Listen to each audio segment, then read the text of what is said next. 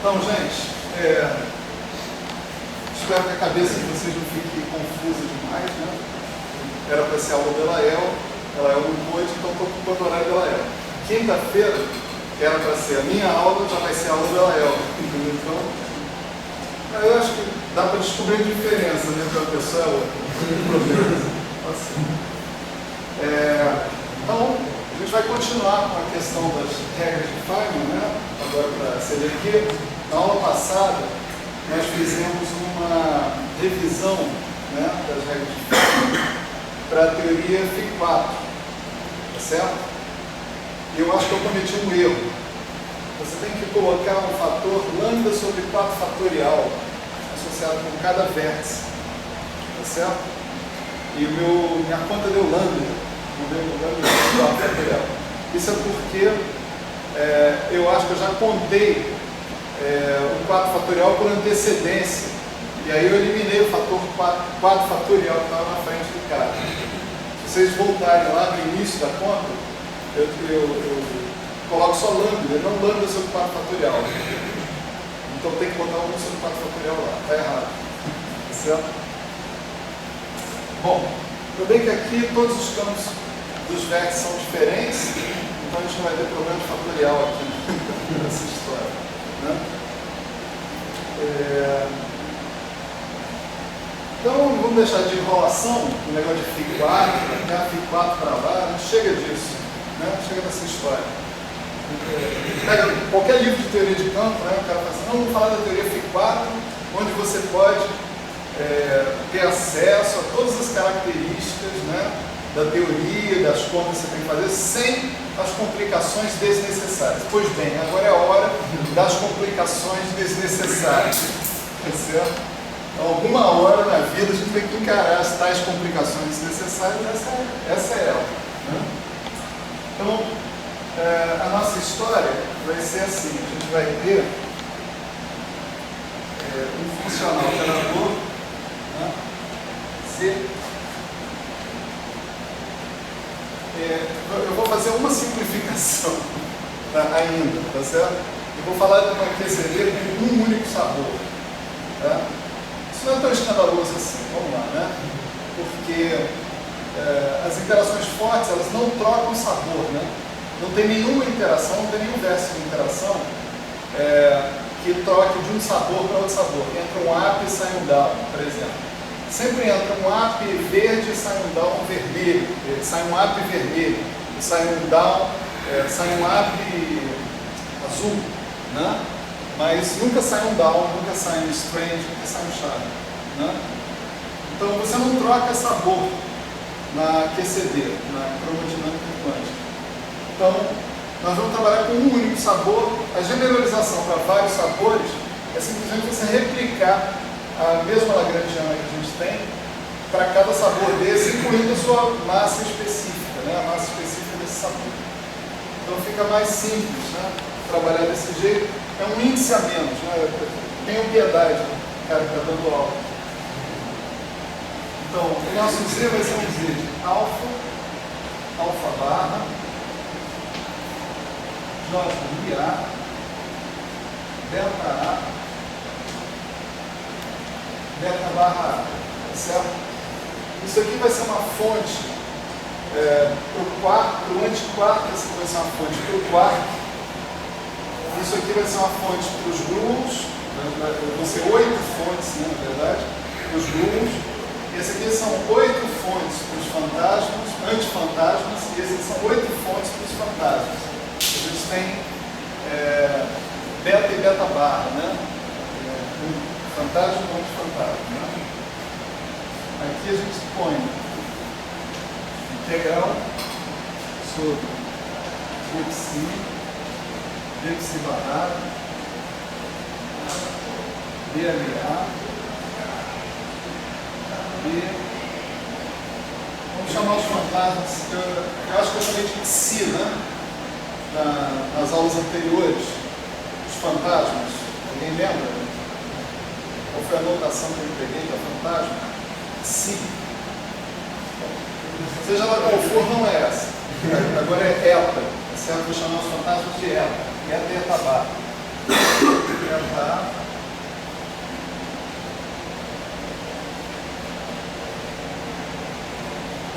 aqui a gente tem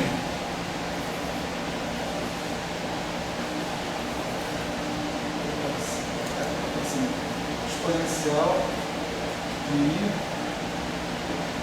S de Si bar.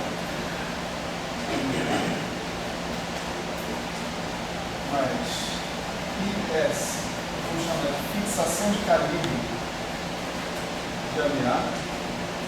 Esse é aquele termo, eu vou escrever tudo direitinho, mas é o termo que aparece da exponenciação da delta de cadeia copólica. Mais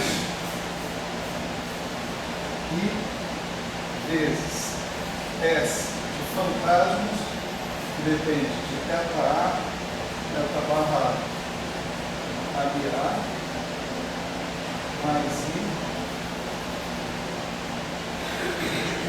integral dx, delta barra psi, mais psi barra alfa, J mi A,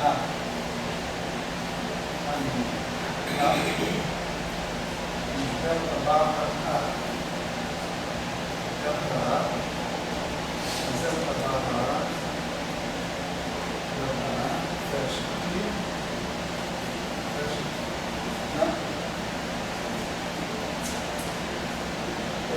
então, vamos dizer, esse aí é o objeto que a gente teria que calcular, para ter acesso às funções de Green, da cromodinâmica quântica. A gente detalhou esses objetos um por um. O primeiro que a gente detalhou foi o S.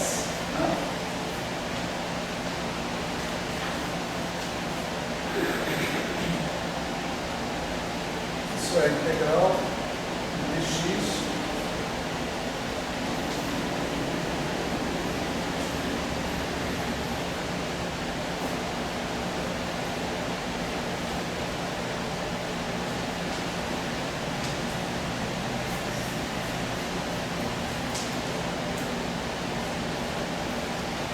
certo? Foi essa lagrangiana original que a gente obteve impondo, que a gente devia ter simetria local, simetria SO3 de cor local. A derivada dEli é a derivada covariante.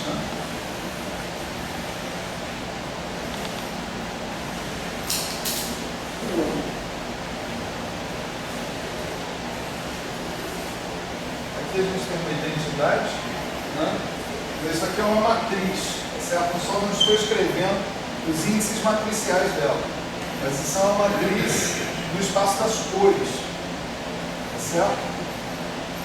E aqui também tem índices matriciais no espaço das cores. Dele é isso. Esse N que está aparecendo aqui é a massa associada com o sabor de quarto especial que nós estamos considerando.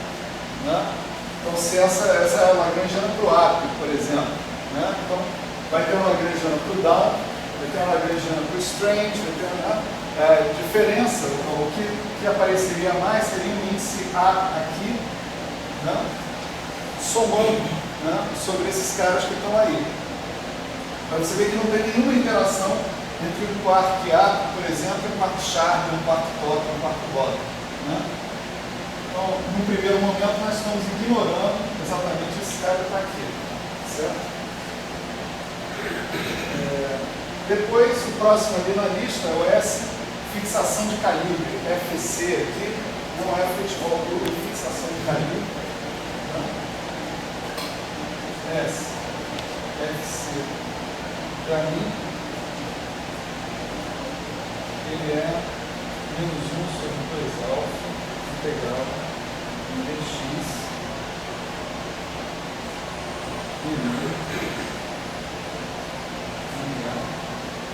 ao quadrado.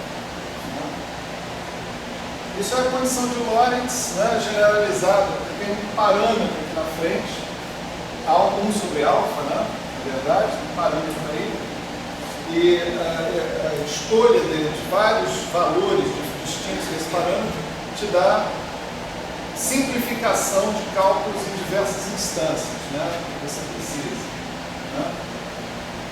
Essa SFC, ela vem a exponenciação daquela delta. A gente tem um truque, né? Não sei se vocês se lembram. Você tem delta da condição de calibre. A expressão toda é independente se você usar a condição de calibre ou a condição de calibre menos um certo campo constante, ou um campo fixo, né? C. Né? E a gente integra isso com o fator gaussiano, né? E aí transforma a delta nesse fator integrado que está aí, que vai gerar esse termo aqui na ação. Né? Esse termo na ação é responsável, né, isso a gente viu também, pelo fato de eu poder ter um propagador para os bulbos. Se eu não tivesse um termo como esse, não teria um propagador para os bulbos. Certo? Eu preciso dele. Não.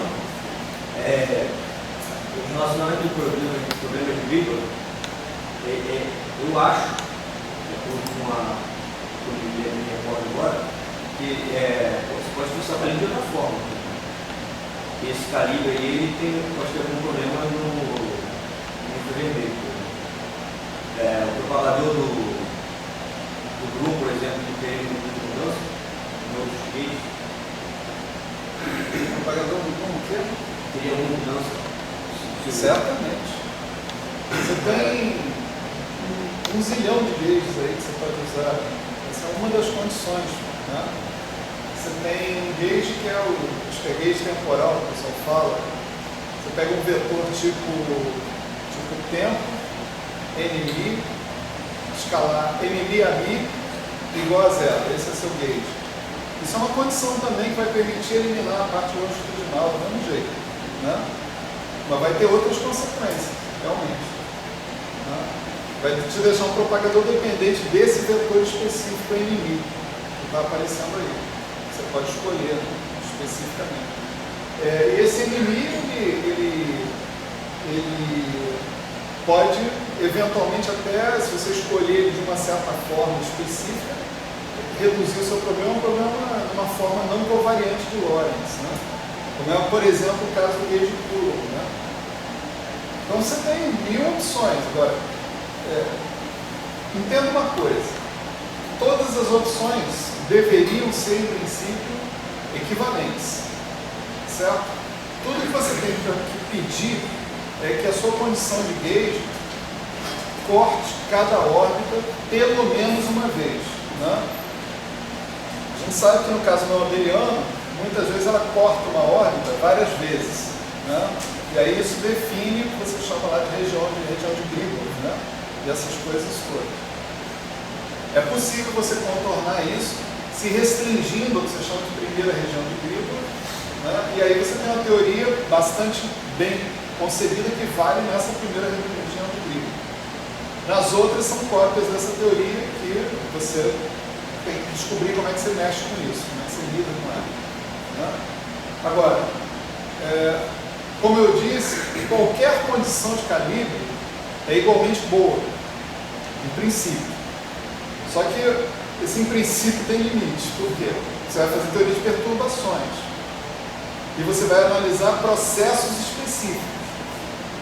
Cada processo específico que você vai analisar tem suas dificuldades próprias.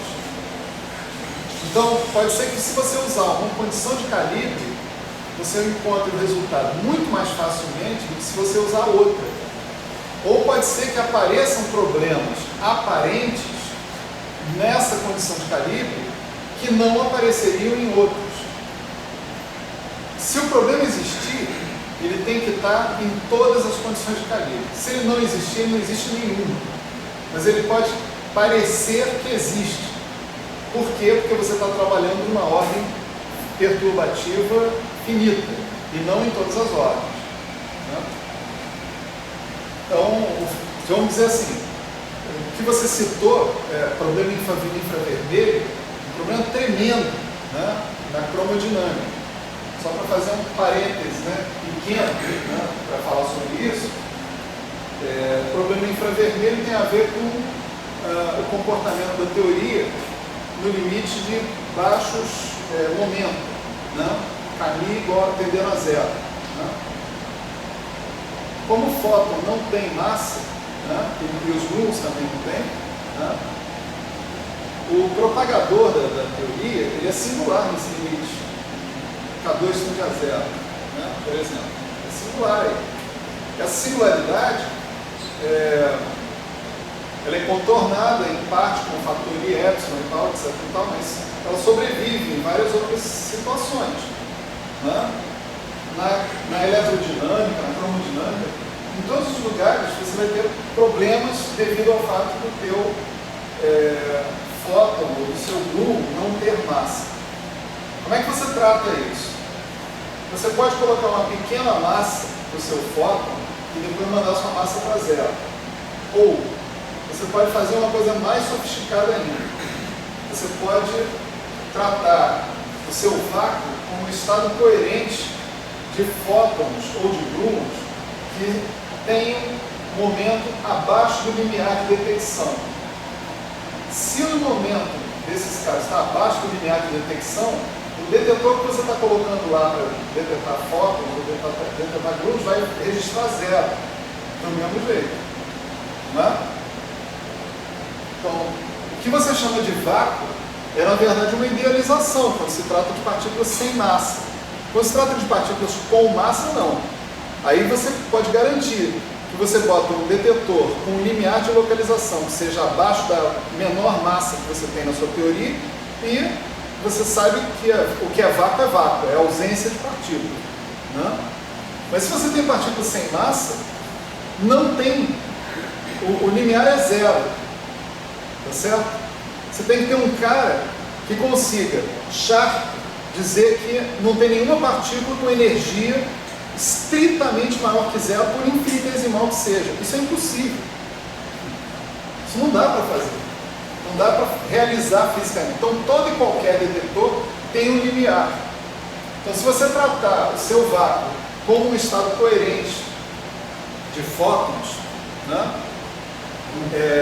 Ou se você colocar uma pequena massa, né, no seu fóton original, você pode mostrar na eletrodinâmica que as divergências infravermelhas, as divergências que você obtém quando K2, o momento no fóton vai para zero, né, as divergências infravermelhas são fatorizadas das suas amplitudes físicas.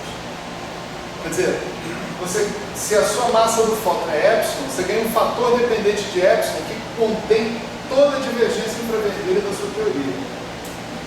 Aí isso vira, né, um fator de normalização, certo? Você cancela e você está feliz da vida. Sua teoria está livre de divergências infravermelhas. Esse truque dá super certo para QED, para eletrodinâmica quântica. Esse truque ninguém sabe fazer na QCD. Certo? Não, há problemas terríveis para lidar com as divergências infravermelhas no QCD e há trabalhos que vinculam a maneira de lidar com essas divergências infravermelhas com o próprio conceito de confinamento. Certo? Então é um problema cabeludíssimo, né, no qual nós não vamos nem arranhar, vamos nem passar perto aqui. Tá? Mas eu queria só chamar a atenção, aproveitando o comentário aí do Yuri, chamar a atenção que existe esse problema. Certo? Esse problema pode ser maximizado ou minimizado de acordo com a condição de calibre, a condição de gauge que você escolhe, mas infelizmente aqui a gente só vai saber disso a posteriori. Certo? Então essa é uma condição de calibre bastante usual, calibre de Lorentz, generalizado, vamos chamar assim, né? Que faz depois alfa igual a zero, aí vira gauge de Feynman, alfa igual a não sei quanto, vira gauge de Landau, né? E assim por diante, mas é tudo dmi ali igual a zero, no princípio. Né? Não. Oi? Então, esse alfa não é o mesmo alfa que você comprou aí no Fernando. Não, isso é um defeito. Tem que mudar isso. Peraí. Beta também já está usado, né? Dá uma letra aí. Lambda. Si, pronto. Si. Lambda não está usado não. Não está usado.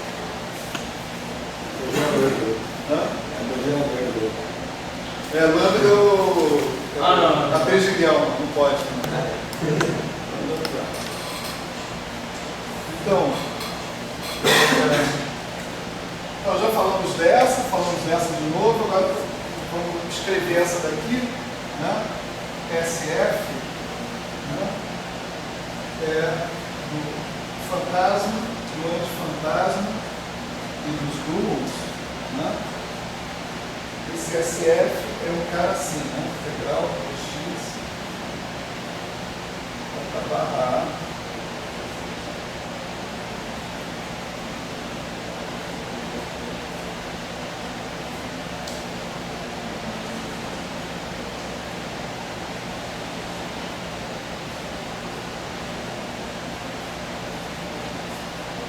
Esse SF, esse fantasma, ação fantasma, né? Ela foi obtida como exponenciação do determinante Fabrev-Popov, certo? Tinha um operador que representava o jacobiano da delta funcional da condição de Gauge, e esse jacobiano da delta funcional era o determinante de um certo operador diferencial envolvendo o campo ali, e a gente usava os fantasmas para escrever esse determinante formalmente como integral funcional sobre eta A, eta barra A, exponencial disso daqui. Certo? Isso era a razão de ser de aparecer os fantasmas. Ou seja, vamos parar para pensar. Os fantasmas quem está colocando na jogada sou eu. Tá certo? Sou eu. Se eu quiser, eu arrumo outro jeito de calcular o determinante funcional, onde eu nunca vou falar em fantasma. Tá certo? Então os fantasmas não são campos de verdade, são campos convenientes, campos que são colocados ali para facilitar o tratamento, como a gente vai ver, o tratamento perturbativo da teoria. Eles são uma boa sacada, mas eles não são obrigatórios. É isso que é importante saber. Né? Embora eu possa se colocar o mesmo desafio. Eles não são obrigatórios, mas vai fazer sem eles. Para ver se você consegue. Né?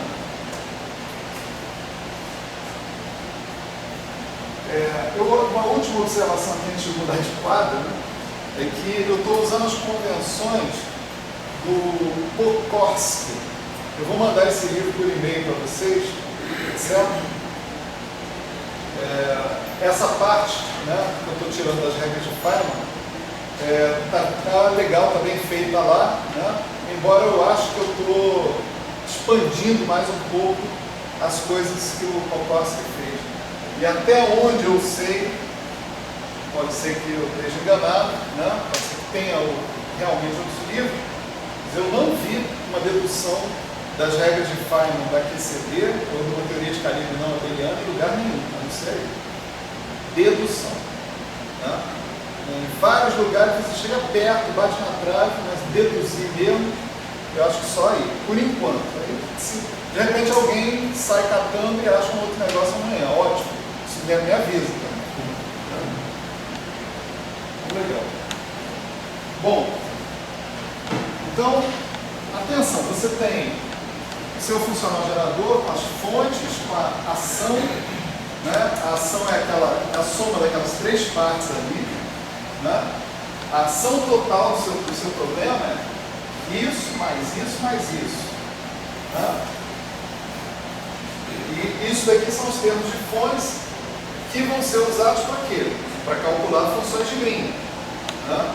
Ou seja, cada vez que eu quiser calcular uma função de correlação, né? Por exemplo, si de x1, si barra de x2, eu vou fazer uma derivada funcional em relação a alfa barra, dividir por i, fazer uma derivada funcional em relação a alfa, dividir por i, né? A alfa de x1, alfa de x2, e aí eu tenho eu jogo todas as fontes a zero e vou ter a expressão que eu estou querendo, da integral funcional. Então, essencialmente, a tarefa aqui vai ser a seguinte, né? Você vai pegar todos os termos não lineares e vai tirar do funcional gerador, que nem a gente fez lá na teoria F4. Todos os termos não lineares eu vou tirar do funcional gerador, transformando esses termos em derivadas funcionais em relação às fontes.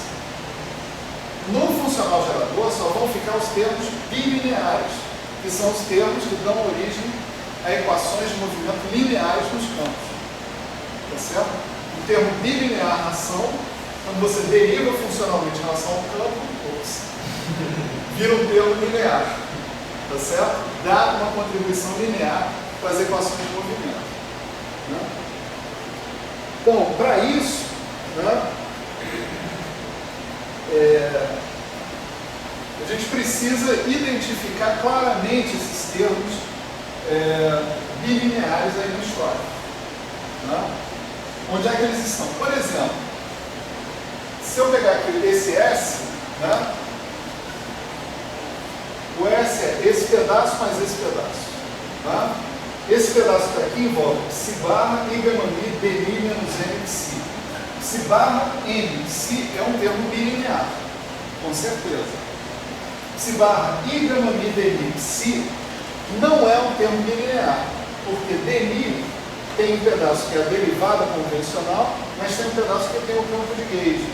O pedaço do campo de gauge vai dar origem ao termo do tipo psi barra ami psi, que é um termo trilinear. Certo?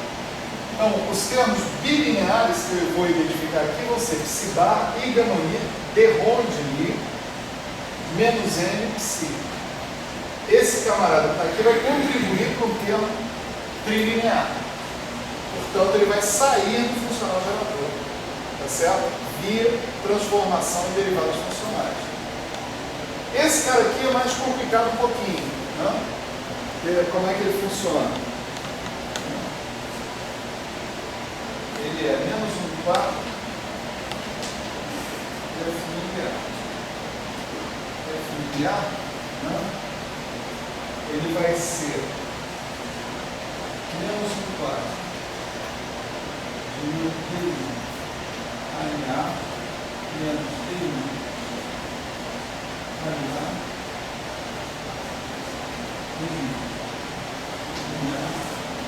menos D1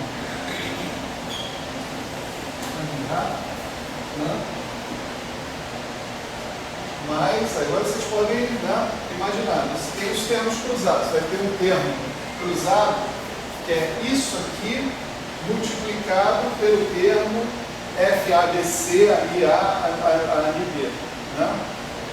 ANB, ANC. Né?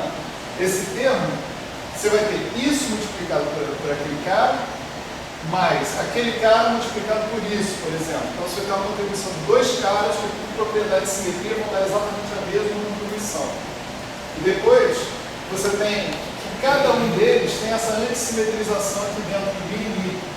Mais uma vez, os dois vão dar a mesma contribuição. E a contribuição final que você tem vai espantar aquele fator menos 1/4 que está ali, né? E vai terminar dando o seguinte: G, F, A, B, C, D, I, A, Z, A, C. Certo?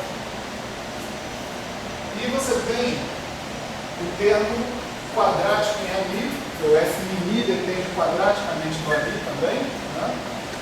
Então ele vai ter o produto dele com ele mesmo. Né? Então isso vai dar menos 1/4 G quadrado F ABC F ADE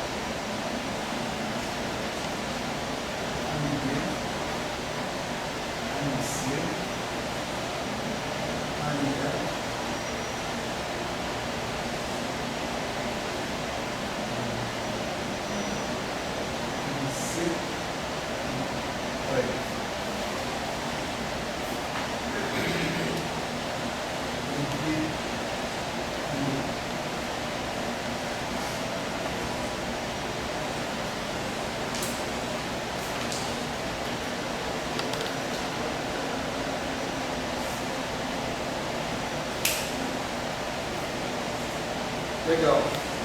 Então, você vê, agora sim, você pode olhar nesse termo, menos 1/4 de F2, tem um termo que é bilinear, é esse primeiro aqui. Ele é equivalente a 8 cópias do F mini lá do eletromagnetismo. Então, as conclusões que você tirou lá para FMI do eletromagnetismo, você pode tirar para esse termo aí. Né? E aqui você tem termos de interação trilineares e quadrilineares. Tá certo?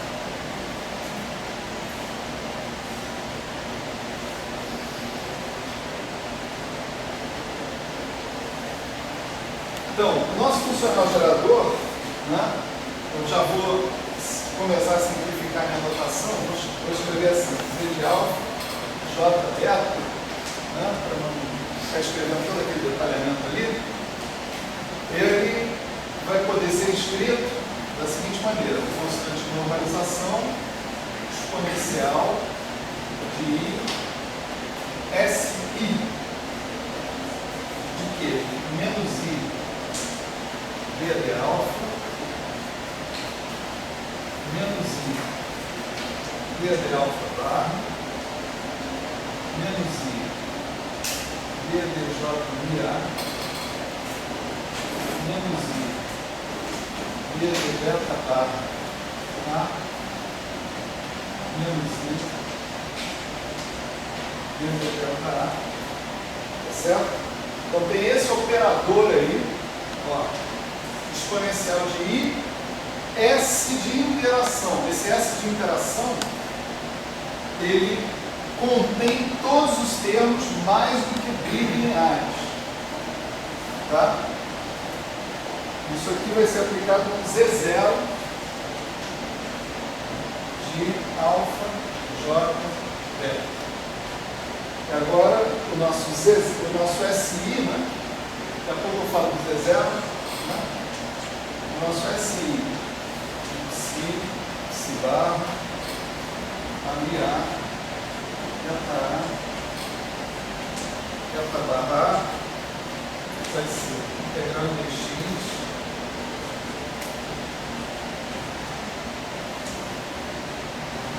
G FABC de A,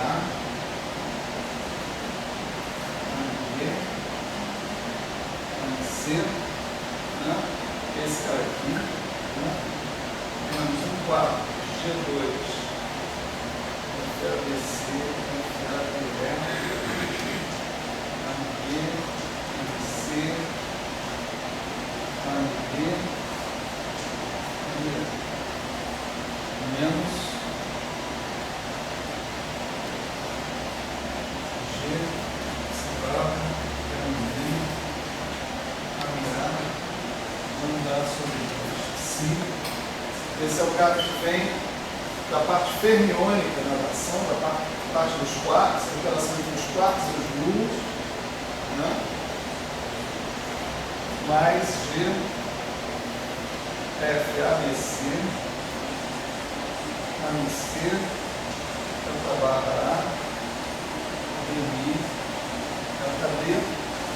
Essa aqui é a parte de interação da Lagrangiana dos fantasmas. Olha aqui. Lagrangiana dos fantasmas também tem uma parte quadrática, eta barra A, da Lambertiano, eta A. E tem uma parte cúbica, eta barra A, AMC, DMI, eta B. Essa é trilinear, fantasmas mais gluons. Certo?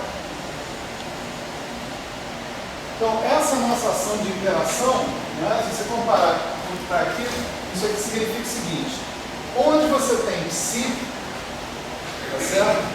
Você substitui, na verdade devia ser assim, né? Substitui por D a D alfa barra. Onde você tem psi barra, você substitui por D a D alfa. Certo? Por quê? Se você derivar em relação a alfa barra, né, a exponencial disso daqui vai dar a mesma exponencial, né, e vai dar I vezes psi. Jogando o menos I, fica psi, por isso simplesmente. Então, D de alfa barra desse cara todo que está aqui vai cair o psi dentro da integral. Tá certo? Se você fizer essa derivada duas vezes, d de alfa barra de x, d de alfa barra de y, né, vai cair psi de x, psi de y. Se você fizer essa derivada funcional n vezes no mesmo ponto, vai cair um psi de x elevado a n. Né? Se você aplicar a exponencial da integral dessa derivada funcional elevada a n, vai virar exponencial da integral da derivada do psi elevado a n. Então, com isso, você transforma os seus termos de interação em derivadas funcionais que, como não estão sendo integradas funcionalmente, porque nada disso é uma variável de integração, você pode tirar do teu funcional gerador. Então, você tirou do seu funcional gerador, a única coisa que vai sobrar são as partes quadráticas, que estão compreendidas aqui nesse fator aqui. Então, essa é a ideia, né, por trás desse negócio aqui. Certo? E assim por diante, com os outros campos que estão ali. Quem é o Z0? Né? O Z0, aí a gente já aprendeu lá na teoria Φ4, vídeo aula passada. Né? Se eu tirei os termos de interação da minha integral funcional, o que vai sobrar? Né? O que vai sobrar são os termos quadráticos, termos como esse aqui, por exemplo. Esse aqui é quadrático. Né? Esse termo aqui é quadrático, da barra da numerichana é quadrático. Esse cara aqui, psi barra i gama mi, de rho de mi menos m psi, é quadrático. Né? E termos de acoplamento entre os campos e as correntes. Então você pode fazer para cada campo aquela transformada, aquela translação que desacopla, que completa o quadrado, tá certo? De modo que você vai ficar com um fator que depende das correntes e um fator puro que depende dos campos que não está acoplado com mais nada, com corrente nenhuma. E que é gaussiano, que é quadrático, exponencial do negócio quadrático, funcional quadrático. Isso tudo você cancela no famoso fator de normalização. E vão sobrar só as coisas gaussianas, né? Nas correntes. Então, o nosso Z0 de alfa j beta, a gente identifica assim, né? Um exponencial de i integral dx dy, né? E aqui vai ficar um meio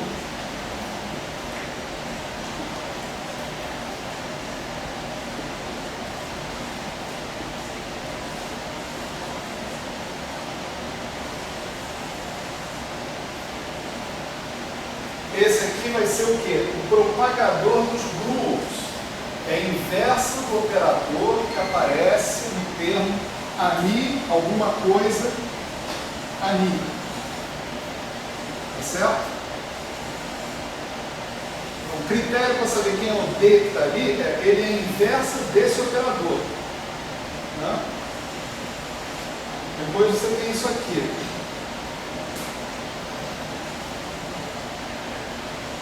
Vamos chamar de alfa barra alfa x S alfa beta x y alfa beta de y. Aqui nós estamos temporariamente explicitando os índices de cor, tá certo? Desses caras. Né? Esse cara também possui índices espinoriais, mas nós não estamos explicitando os índices espinoriais. Não deixamos os índices espinoriais implícitos. Nós estamos explicitando os índices de cor para ficar bem claro, né, o que está acontecendo. Esse cara que está aqui é o propagador do quark, cara, porque só tem um quark, só tem um sabor de quark aqui. Se eu tivesse muitos sabores de quark, né, o que eu teria aqui seria um A, um AB e um D. Mas como eu não tenho cruzamento, eu não tenho interação entre um sabor de quark e o sabor de quark, né? A dependência em AB desse cara é do tipo ΔB, ele é diagonal.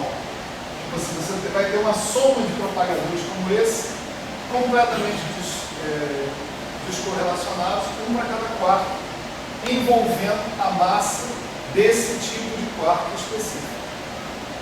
Como a gente não está considerando sabores, Então nós vamos tirar essa soma por enquanto. Tá? E finalmente, não podia deixar de ser, tem que ter um termo para os fantasmas. Que vai ser obtido exatamente do mesmo jeito.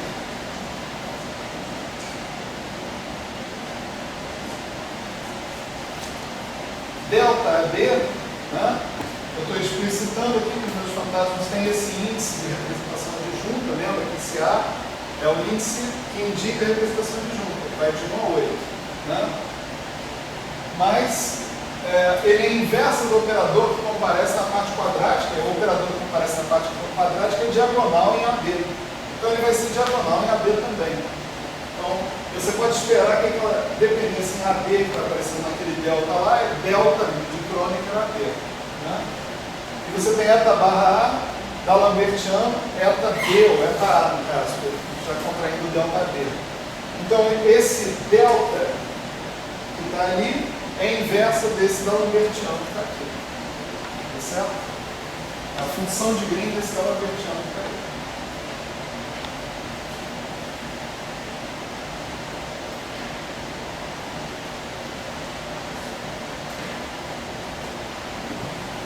Bom, em princípio, tem que calcular cada uma dessas funções de Green, certo?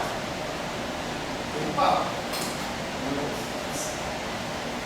A gente vai ter esses caras no espaço de momento, né? E isso é ótimo porque a técnica usual para calcular esses caras é justamente aplicar a transformada de Fourier.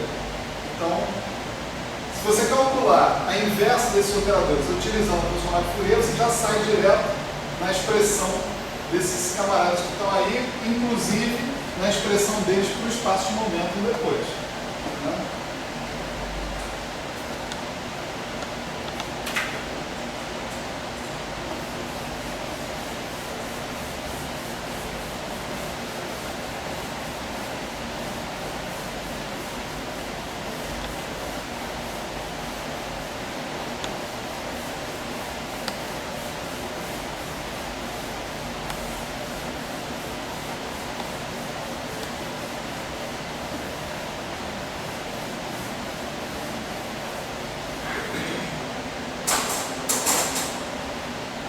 Vamos só explicitar esses caras, né, devidamente. O Demini AB de x menos y nós já calculamos anteriormente, pelo menos para a eletrodinâmica. Como eu disse, o cálculo aqui se trata de 8 cópias daquele cálculo que foi feito para a eletrodinâmica, então não tem novidade nenhuma. Né? Então, o Demini AB de x menos y, ele é delta AB integral dk sobre 2π exponencial de menos k x menos y. Isso aqui vai ser standard, certo? Integral dk sobre 2π exponencial de menos k x menos y. E a novidade é essa aqui, né? 1 sobre K2 do Kiev é também menos 1 menos C caminho sobre K2 mais C.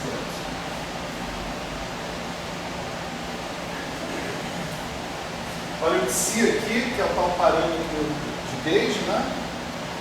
Que aparecia no termo lá de fixação de calibre, tá certo?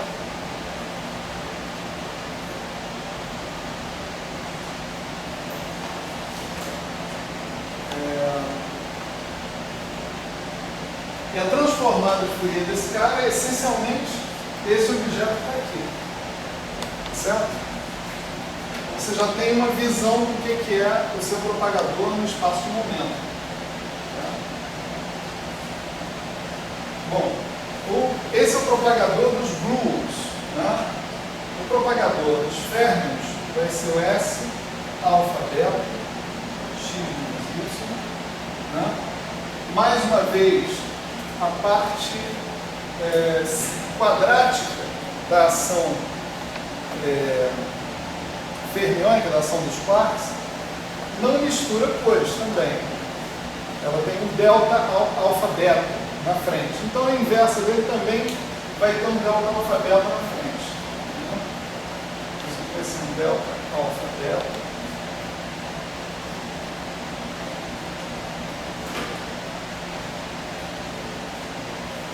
E o que vem aqui tem que ser a inversa do operador I∆mi menos M. Tá certo? A inversa desse operador é isso aqui, ó.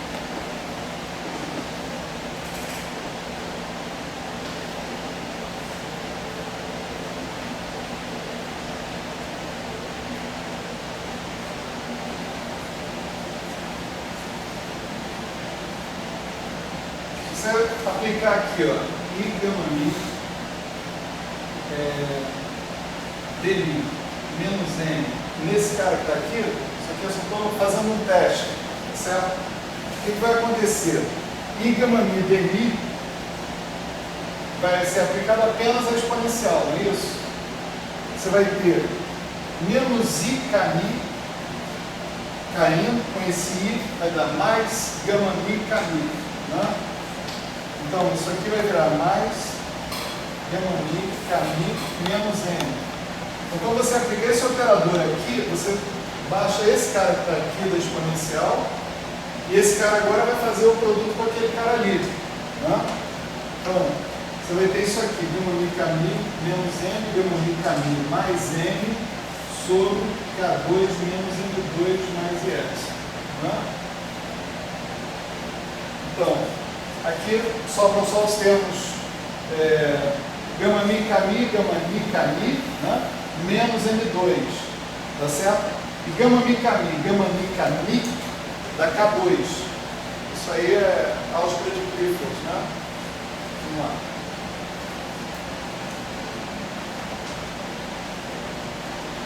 Isso aqui é simétrico, isso aqui não tem simetria bem definida, então você pode substituir isso aqui por meio disso. Isso daqui pela álgebra de Clifford dá μ, né? Duas vezes a μ vezes a identidade, κmi é K2. Né? Então o resultado dessa conta aqui é K2 menos M2, divide pelo K2 menos M2 dá 1. Né? Então, portanto, aplicar isso daqui nisso daqui dá 1, e o que sobra é a delta.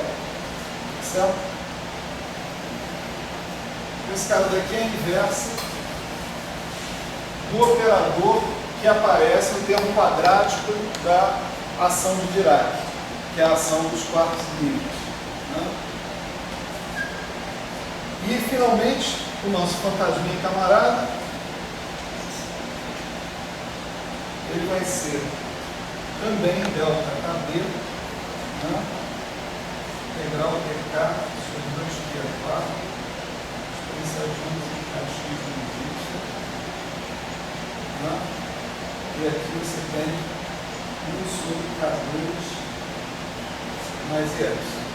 Mesma coisa, isso tem que ser inversa do D'Alembertiano. Se você aplicar o D'Alembertiano aqui, vai cair menos I, menos K2, tá certo? Acho que o menos I, não, mais.